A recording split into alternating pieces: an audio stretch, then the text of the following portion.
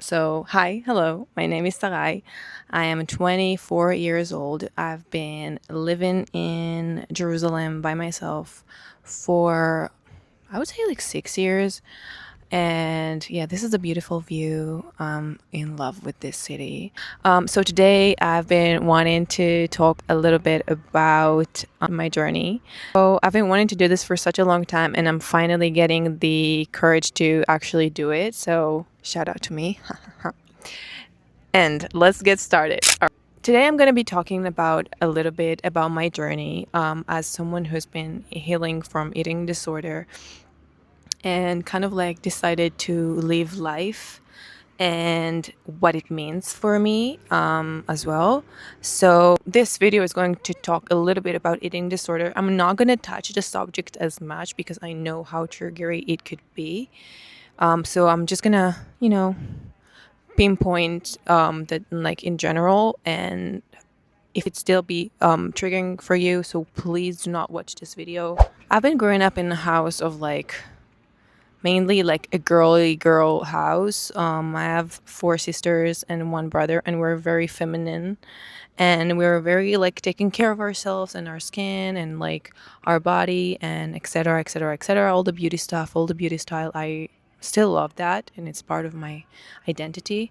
But basically that kind of caused me to have a little too much focus about my weight and myself and my body. And when I was 11, actually, I kind of started dieting. I will say I wasn't heavy at all, like at all. I was pretty much average, healthy girl and very happy girl. And then when I started like, I was about to move to a different school, and then I wanted to kind of get like a new identity. So that's when my eating disorder developed, and eventually it became my identity for the next, I would say, like 8, 10 years in my life. So yeah, I became sickly, obsessed with my weight, and kind of like restricting my body from eating and doing excessive workouts and all that stuff. And I was fully 4 times hospitalized. And then I had also other long, very like committing treatments for like 2 times as well. And keep in mind, each one of the episodes when I went to the hospital was either 3 months, 5 months, or a year and a half. So it was pretty much all my teenagehood. So why I'm saying this? Because again, I didn't want to get too much into the details, and I do feel like I'm exposing myself right now when I'm saying all that. But when I was 18, I was like in a really bad state in my life. And I realized that if I'm going to one of the directions that I was supposed to go to, like basically in national service, I knew I'm going to miss my life forever because I'm going to be outside the house and no one's going to take care of me, because my parents did take care of me as much as they could. Obviously, you can't when someone has like severe eating disorder. The only thing that controls them is the eating disorder, and they're not really influenced by external like influence, whatever. You got what I'm saying? My English is not perfect, but yeah, so that is it. Then I realized I want to live life.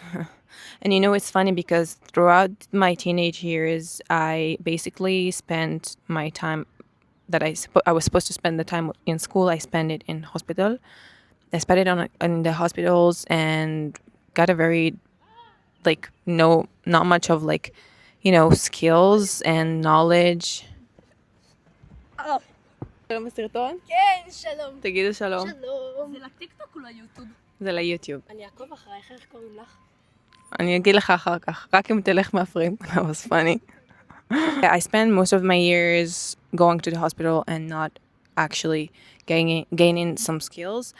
And then I got the opportunity to go to last episode in the hospital, and then from there go to like a hostel, which basically is like a house that taking care of women with eating disorder, and that's what I did. It was super hard, and especially because it was Corona time, so you couldn't really go out to your family. I was stuck in the hospital for a few months without seeing my family and without going out. And then I went to the hostel as well, spent so much time in there. And when I went to, I would call it like the treatment house. When I went there, I finally kind of got to taste life. I started working. I started meeting new people from outside the world. I started taking care of my money financially. And obviously, at that time, I was very much stable in my weight. I had like a weekly check-in in like with dietitians and psychiatrists, psychologists, all that, etc. Yes. And I was still going through, some episodes, and one of them actually caused me to be kicked out this treatment house. And I already, at this point, I was like 20 or 21, and I started my law degree. And I knew that, and for me, this was my test to see if all the skills that I've gained throughout the years of, treatments, if it worked and if I actually want to live a better life. I was, but I was terrified. Honestly, I'm not gonna lie. But I've decided to give it a go, and I rent an apartment with two roommates in Jerusalem, and kept going with whatever is going on there. So basically, yeah. So I kept going with school, I like law school, and I met some boy, and I had the first relationship in my life. It was disaster, not because of him. It was amazing, but I just didn't know how to handle it, especially because eating disorder is a symptom for your for a different core of problem. So for me, it was that I felt ugly, I felt useless, I felt just unpretty. So that is why I needed to kind of change myself, like my visual self. And that is why I also felt like this guy, oh, he's not really with me, oh, he doesn't really want me. And then I, every time from that on for the next 2 years, I kind of felt like I'm seeking for validations from guys.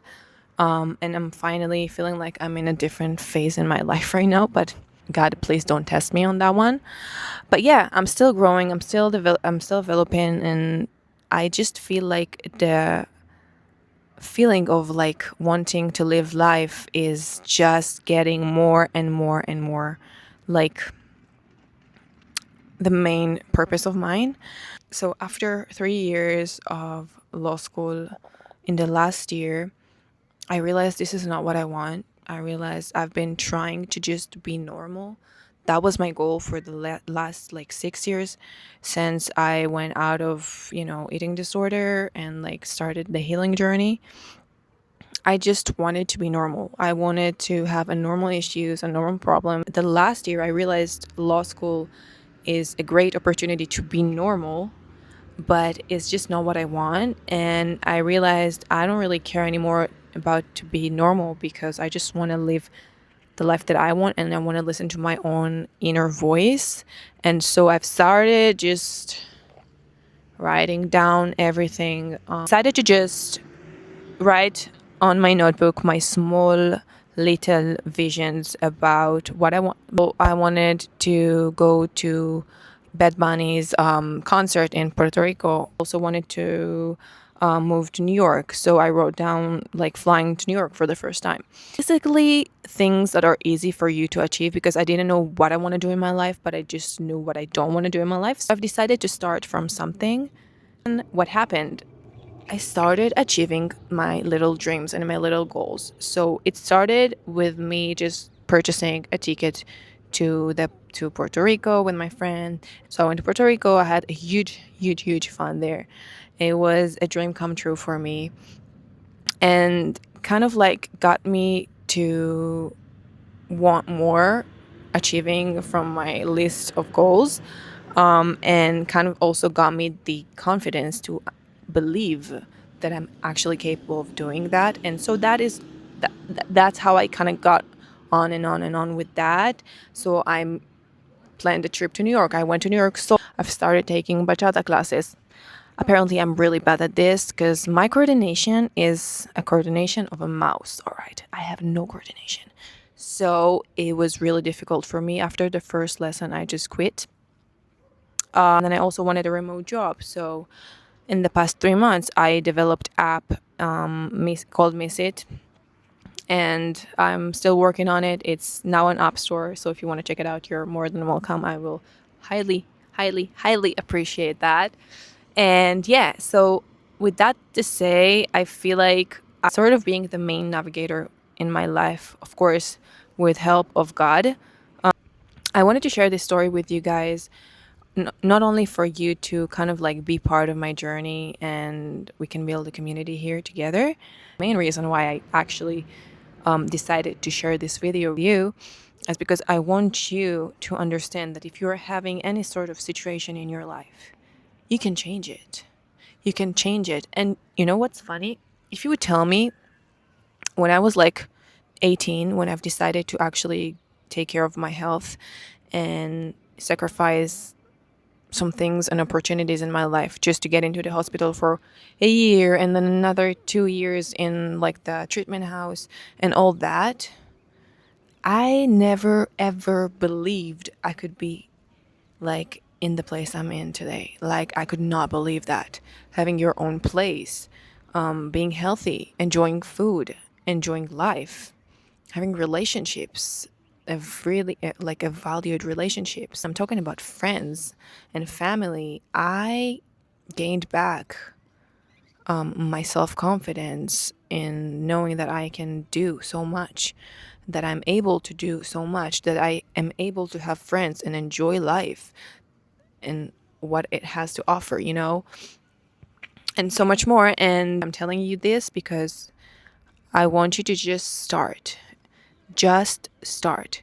Because I know about myself, whenever I have any goal, instead of over and over and over and over thinking about it, and then it kind of like shuts me down, like the fear of what will happen if I'm not gonna get there, what if I happen, blah, blah, blah, blah, all the overthinking that we can do.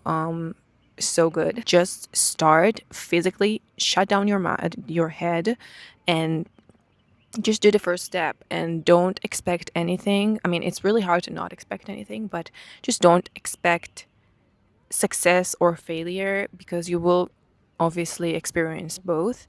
But I don't want to call it like failure. I want to call it a lesson and learning and trying and experiencing, because this is the truth.